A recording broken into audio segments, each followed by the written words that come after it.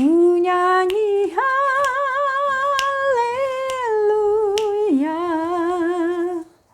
ku nyanyi haleluya.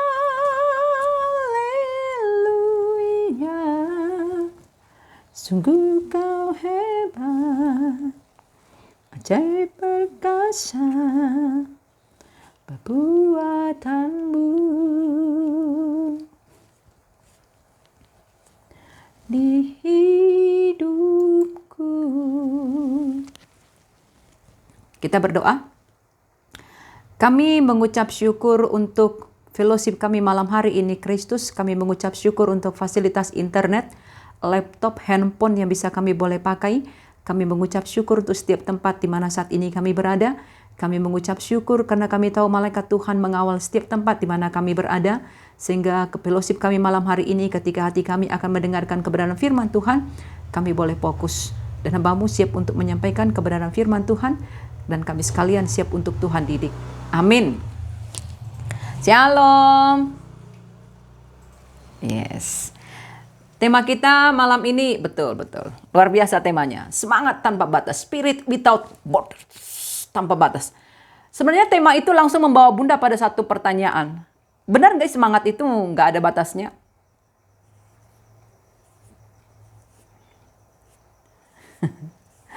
Apakah memang semangat itu tidak ada batasnya?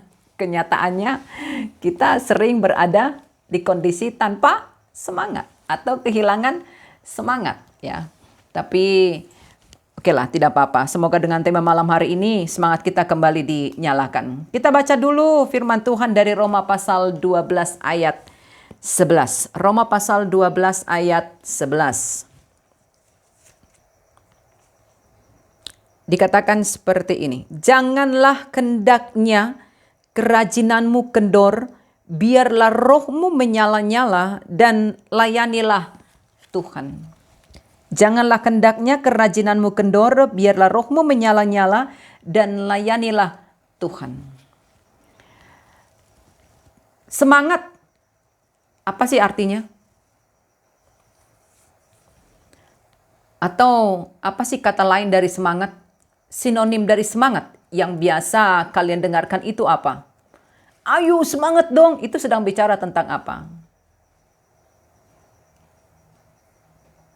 Itu sedang bicara tentang apa? Semangat dong, ayo semangat, semangat. Itu bicara tentang apa?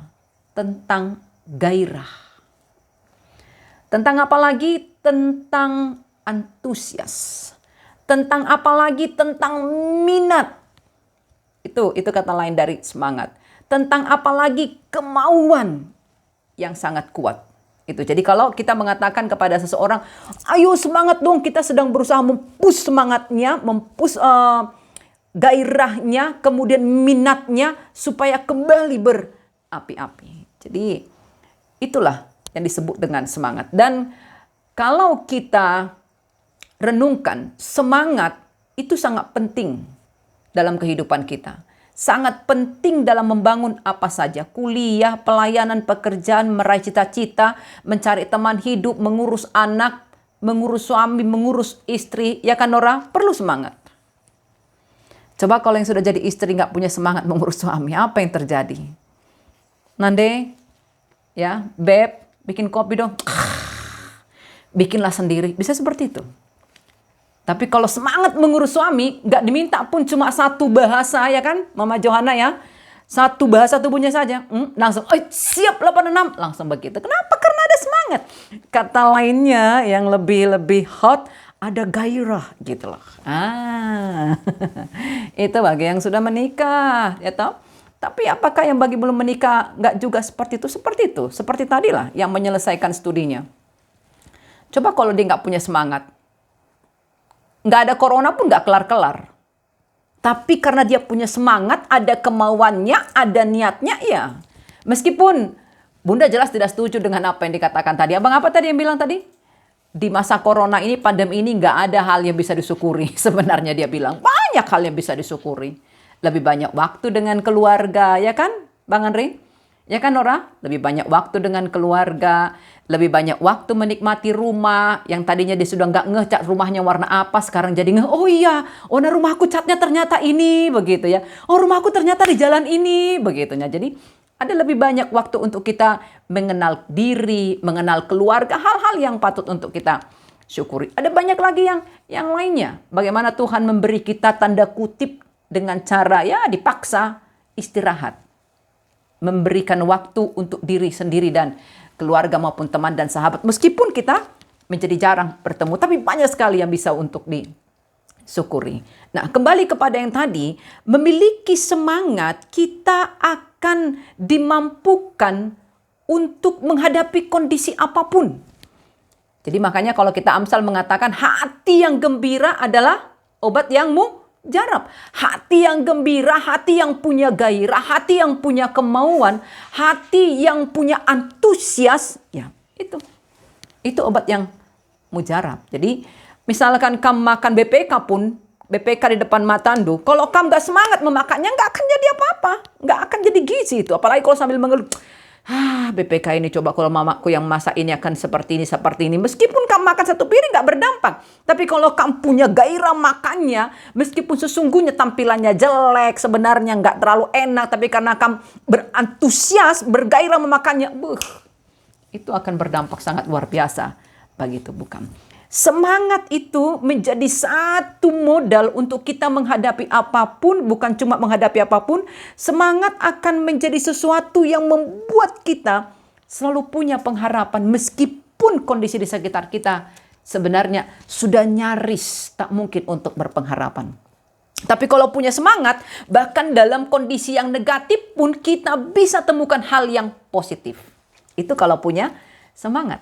Tapi kalau tak punya semangat, semua di sekitarnya positif, dia nggak mampu melihat hal itu. Kenapa? Dia nggak ada antusias, nggak ada minat, nggak ada gairah. Jadi kalau ditanya, kamu apa kabar ya, begitulah, yang penting bernapas. Kucing pun bernapasnya. Ya kan? Tapi kan seharusnya kita beda dengan kucing kan? Kita mengerti kalau hidup itu tidak hanya harus dijalani, tapi harus bisa dinikmati. Apalagi dampaknya, semangat juga membuat kita mampu memiliki visi. Apa yang mau kita capai ke depan. Jadi tidak sekedar hidup, tapi punya visi. Dan bukan cuma itu. Ketika kita diperhadapkan dengan satu persoalan, satu tantangan, kita bisa menyikapinya dengan positif. Karena kita punya semangat. Jadi ketika orang lain bilang, sudahlah menyerah sajalah. Gak usahlah, kamu sampai sekali ngejar-ngejar dia, gak pernah pun dapat. Sudahlah, lupakan sajalah, carilah yang lain. Tapi karena dia punya gairah, punya antusias, dia tetap memiliki pengharapan meskipun sangat-sangat kecil. Makanya tadi Bunda katakan, semangat itu sesuatu yang sangat penting dalam hidup kita. Di aspek apapun, sangat-sangat penting. Nah, pertanyaannya adalah, ya, dari mana sumber semangat? Dari mana kita bisa dapatkan semangat? Ada 3. Yang pertama, teman-teman, dari diri sendiri. Jadi contohnya Kaleb. Kalian ingat Kaleb? Bilangan 14 ayat 24. Dikatakan seperti ini. Tapi hambaku Kaleb, karena lain jiwa yang ada padanya, dan ia mengikut aku sepenuhnya, akan kubawa ia masuk ke negeri yang telah dimasukinya, dan keturunannya akan memilikinya. Karena lain jiwa yang ada padanya. Jadi semangat itu sumbernya yang pertama dari diri sendiri. Makanya Bunda selalu katakan, dasarnya Tuhan menciptakan tubuh kita, Tuhan ciptakan tubuh kita ini, di dalamnya ada hormon penyembuh, ada endorfin, hormon bahagia, hormon semangat, ada juga hormon racun, norendorfin, ya, adrenalin. Jadi ketika kita berkata kepada diri sendiri, semangat eta, semangat eta, semangat Andre, kamu itu sedang memacu tubuh kamu itu memproduksi hormon endorfin, hormon bahagia, hormon semangat yang membuat kamu meskipun sekitarnya sulit, meskipun kamu dalam kondisi lapar, tapi mampu untuk memiliki semangat. Itu makanya kalau orang-orang bijak mengatakan apa? Obat-obat yang paling mujarab itu ya diri sendiri. Ya, diri sendiri. Ketika aku mampu mengisi hatiku dengan sukacita, maka itu obat yang paling mujarab. Apapun kata orang lain, bla bla bla bla, sampai berbuih mulutnya mengatakan kata-kata yang bagus. Tapi kalau dari dirinya sendiri tidak ada keinginan mengeluarkan, memproduksi hormon semangat tadi, hormon endorfin yang tadi, nggak akan kejadian apa-apa. Jadi semangat itu sumbernya yang pertama adalah diri sendiri, dan pahamilah Tuhan menciptakan kamu dengan potensi itu. Artinya dalam diri kamu itu masing-masing ada semangat itu. Maka kalau suatu saat kamu kehilangan semangat itu atau mulai menurun, maka yang pertama harus dipush itu, dorong itu adalah diri sendiri. Ayo eta, Bunda selalu begitu. Ayo eta, semangat dong, sedikit lagi. Dan itu akan keluar kembali. Ya, karena kadang-kadang kalau kita menunggu orang lain menyemangati kita, kita bisa kecewa. Ya, yang ada orang lain bukan menyemangati, tapi menjatuhkan semangat kita. Makanya Bunda katakan tadi, sumber semangat yang pertama dan terutama itu adalah diri kamu sendiri. Itu yang pertama. Lalu yang kedua, sumber semangat itu apa? Lingkungan. Jadi makanya kalau Paulus mengatakan apa? Pergaulan yang buruk merusak kebiasaan yang baik, ya kan? Kenapa abang kita tadi bisa menyelesaikan studinya? Pasti ada pengaruh dari lingkungannya yang mengatakan, ayo dong, kapan lagi diselesaikan? Ayo dong, semangat dong. Coba kalau nggak ada yang menyemangati. Tadi Bunda menonton satu film dan Bunda tertawa dengan satu kalimat yang diungkapkan oleh artisnya lah, pemain filmnya, apa katanya? Malas sakit. Percuma sakit kalau nggak punya pacar untuk mengurus. Tengok tuh, untuk sakit aja punya malas. Karena apa? Dia bilang nggak ada pacar untuk mengurus. Tapi kalau dia punya pacar untuk mengurus, kayaknya dia akan semangat untuk sakit. Begitu ya. Artinya menjadi enak sakit itu karena punya pacar untuk mengurus. Lingkungan.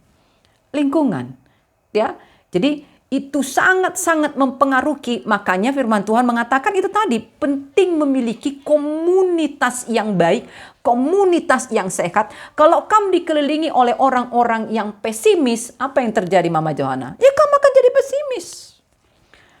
Kalau kamu punya suami yang pesimis, kamu jadi pesimis. Meskipun tadinya sebelum menikah kamu itu orang yang berapi-api, ya, menikah dengan suami yang pesimis, lama-lama kalau kamu tak bisa menggarami. Makanya yang belum menikah, kenali calon teman hidup kamu.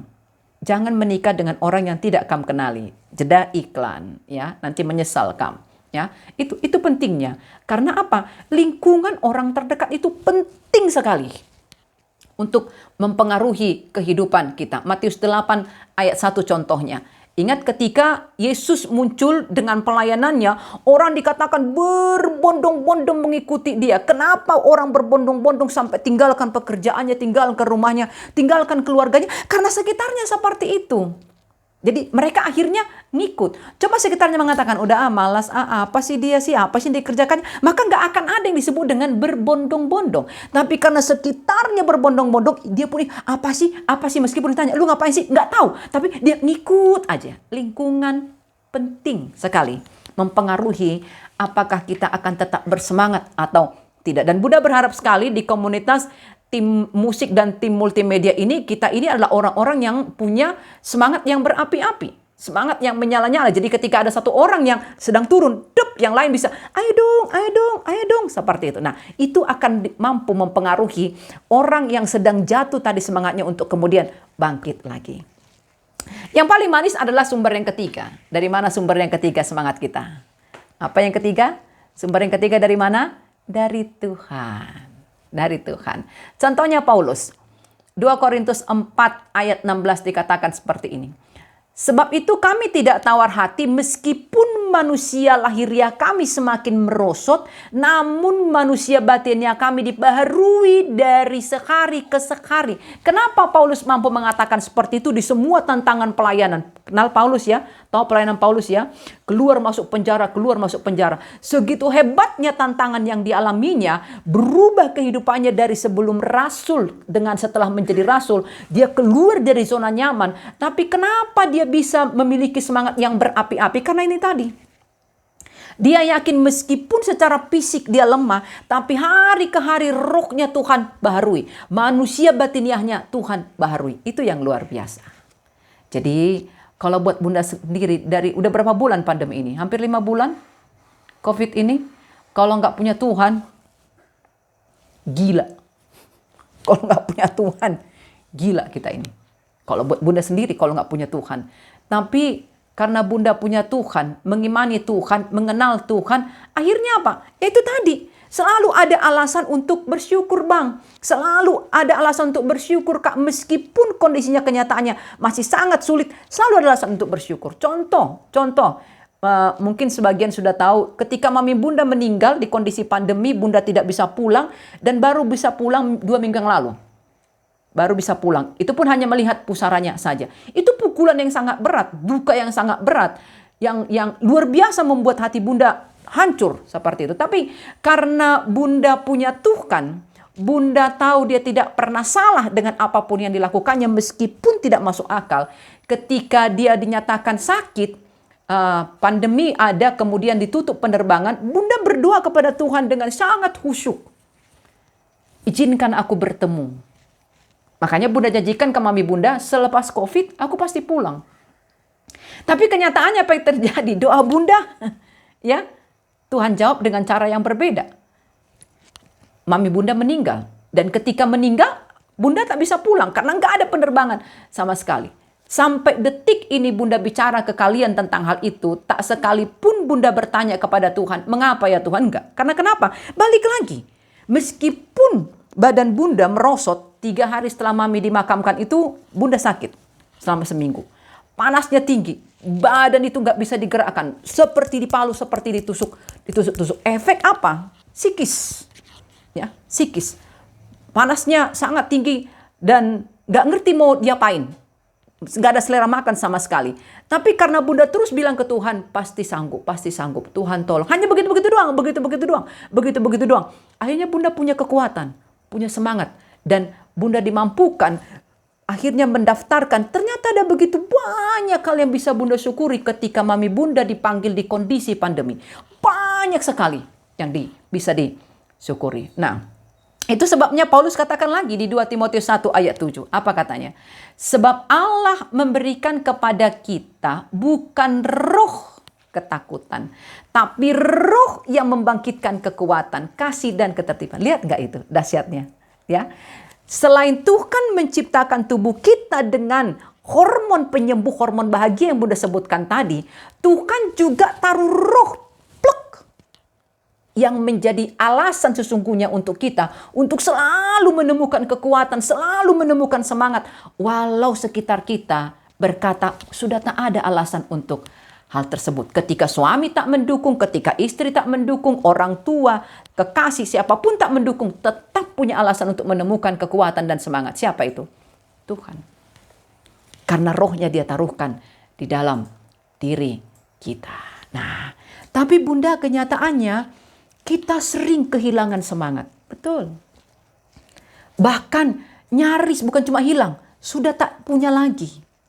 Kita sering kadangkala tiba di titik putus asa. Sudahlah, percuma. Lakukan ini salah, lakukan itu salah. Sudah melayani sepenuh hati, tetap aja nggak dianggap. Pernah nggak kalian alami seperti itu?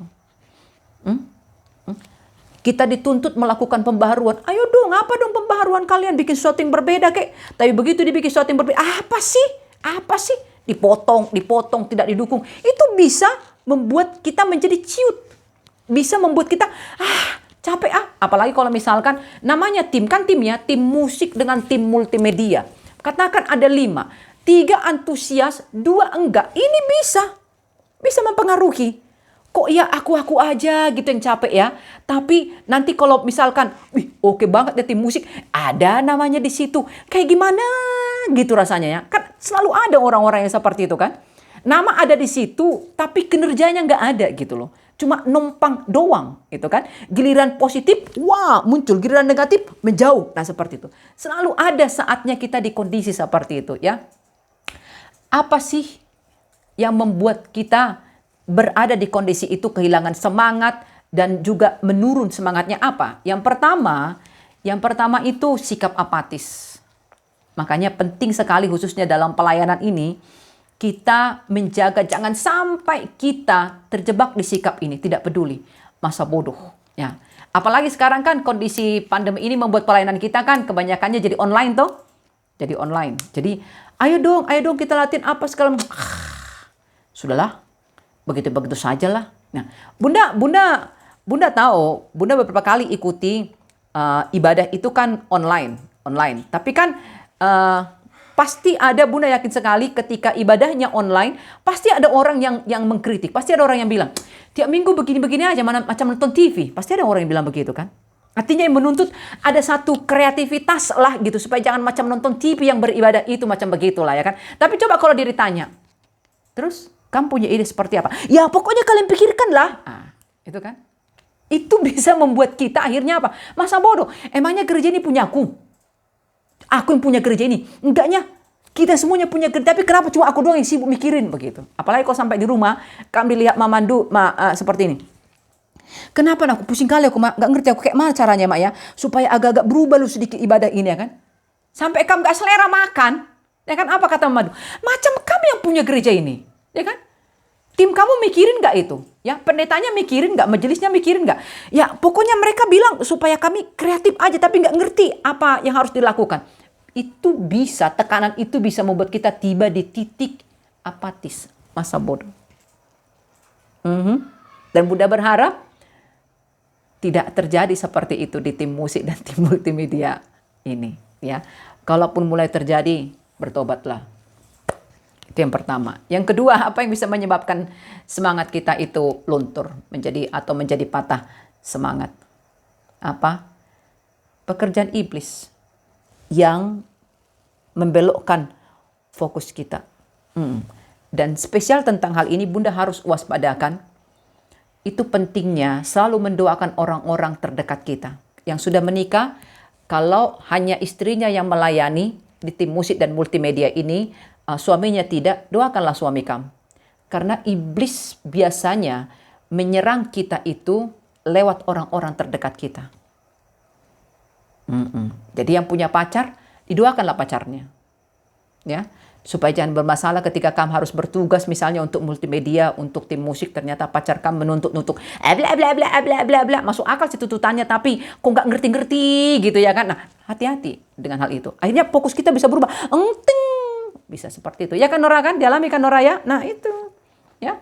Anak juga didoakan Mama Joanna. Supaya jangan anak sampai iblis pakai untuk membuat fokus kita plok. Ingat ya. Doakan orang terdekat kamu. Karena iblis sering sekali menyerang kita lewat orang terdekat kita. Itu pentingnya. Halo, bagi yang belum menikah, kenali pasangan kamu. Apakah dia mendukung pelayanan atau tidak. Apakah kamu punya sevisi di pelayanan atau tidak. Kalau tidak, mikir kembali. Nah, itu yang kedua. Lalu yang ketiga, apa yang bisa membuat kita kehilangan semangat? Apa? Zona nyaman. Terlalu nyaman pun bisa membuat kita nggak punya gairah. Karena sudah flat aja seperti itu. Jadi kalau Bunda bersyukur kalau ada dapat tantangan di pelayanan, karena itu membakar kembali semangat. Tapi kalau biasa-biasa saja seperti itu, nggak ada gairahnya. Ya, nggak ada gairahnya. Jadi zona nyaman, waspadai zona nyaman. Itu pentingnya selalu ada evaluasi. Satu pelayanan, evaluasi. Apa sih yang kurang? Apa tadi yang ketinggalan? Supaya dengan demikian apa? Kita selalu siap untuk dikoreksi. Ketika kita sudah tak lagi mau dikoreksi, tak lagi mau dikritik, nggak akan ada yang namanya pertumbuhan. Nggak akan ada yang namanya kemajuan. Semangat kita bisa melemah. Memang jujur saja. Tak nyaman ketika kita dikritik, bukan? Tak nyaman ketika kita dikoreksi. Tak ada yang nyaman dengan hal itu. Meskipun selalu kita mengatakan, oke, kasih masukan, oke mau kritik, kita siap. Padahal hatinya sebenarnya tak siapnya dengan itu. Coba kalau dikritik, tadi itu terlambat masuk, bla bla bla, dek gitu kan, ya kan? Ya, sudahlah aku datang duluan, tapi seperti ini lagi kritiknya, bla bla bla, aku udah berkorban waktu, berkorban uang, bla bla. Pasti ada seperti itu. Tapi ketika kita siap menerima hal itu, disitulah kita tidak terjebak di zona nyaman kita masing-masing. 3 hal itu bisa membuat kita kehilangan semangat. Lalu yang terakhir, lalu bagaimana caranya supaya kita dapat seperti perkataan Paulus? Janganlah kendaknya kerajinanmu kendor, biarlah ruhmu menyala-nyala. Apa yang harus kita lakukan? Persis seperti judul perikop Roma pasal 12 ini. Apa judul perikopnya teman-teman? Nasihat untuk hidup dalam kasih. The power of love. Harus kita akui, ketika seseorang mencintai pekerjaannya, dia akan bersemangat melakukannya. Ketika seseorang mencintai studinya, dia akan bersemangat menekuninya. Ketika seseorang mencintai pasangannya, dia akan semangat melayaninya. Ketika cinta itu sudah luntur, ketika kasih itu bahkan sudah hilang, semangatnya pun akan menjadi hilang. Gairahnya pun akan menjadi hilang. Benar nggak Mbak Joanna? Benar nggak Nora seperti itu? Siapa lagi yang sudah menikah?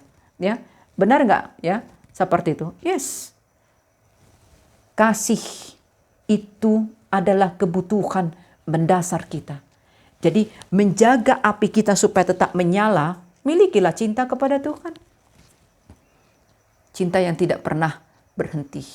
Jadi kalau lagu kita mengatakan apa?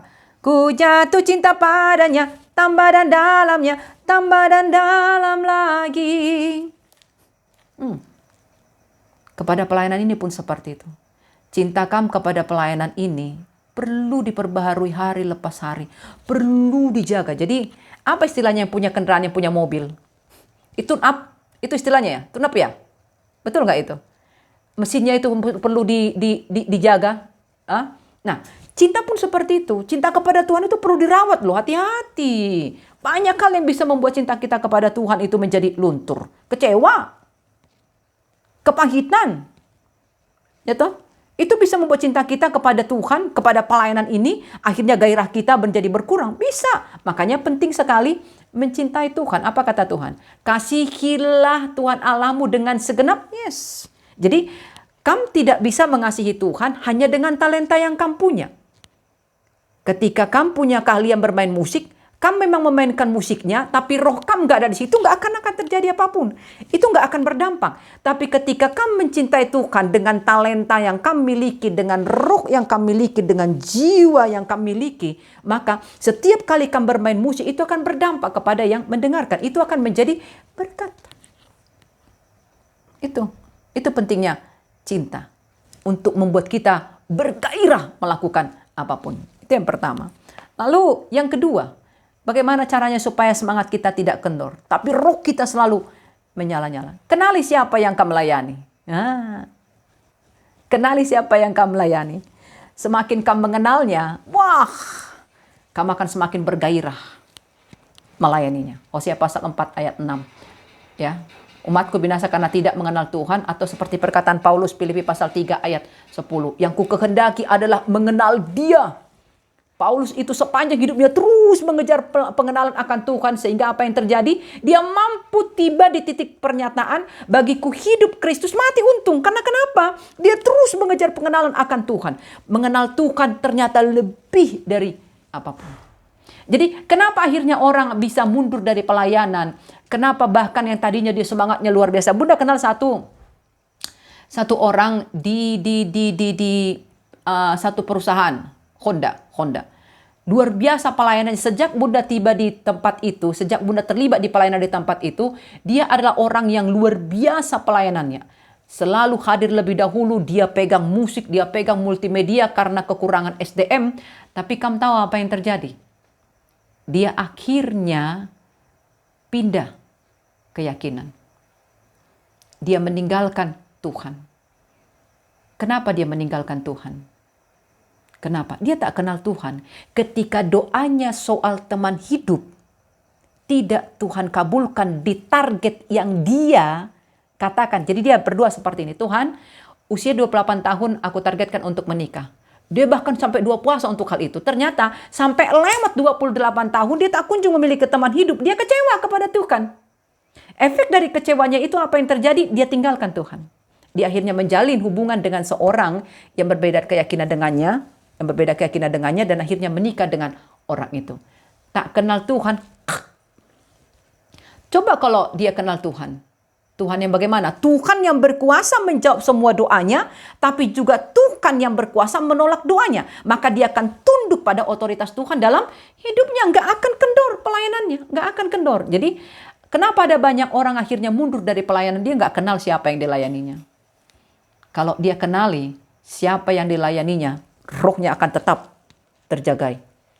Api rohnya itu akan tetap terjagai. Jadi, please yang sudah menikah, kenali pasangan kamu. Semakin kamu kenali, semakin kamu akan memiliki gairah untuk melayani dia. Meskipun kadangkala ada benturan antara kamu dengan pasangan kamu itu. Ya, itu yang kedua. Yang pertama tadi apa? Kasih. Yang kedua apa? Kenali. Lalu yang ketiga apa? Yang ketiga apa?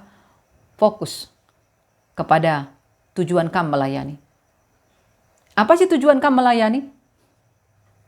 Apa tujuannya? Memuliakan Tuhan.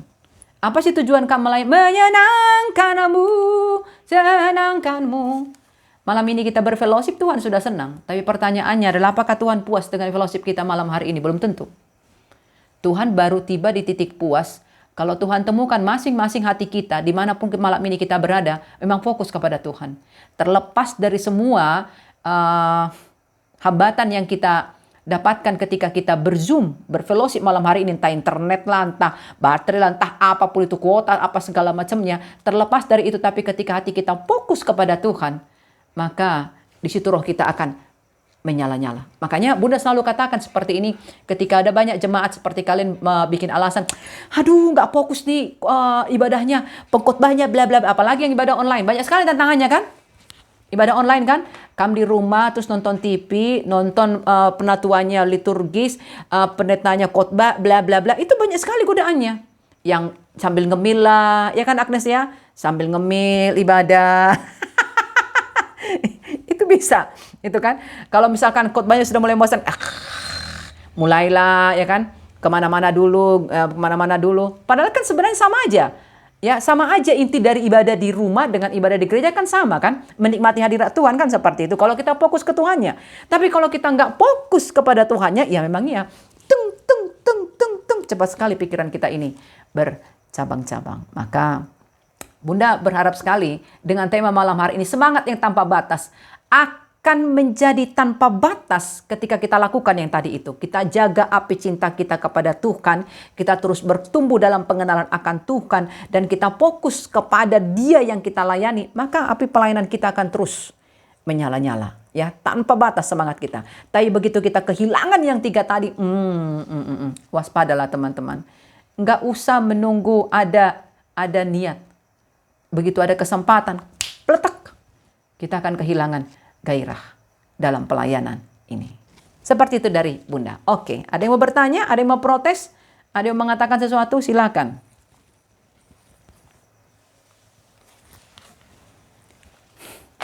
Di-unmute lah itu mikrofon masing-masing, biar enak kedengaran suaranya.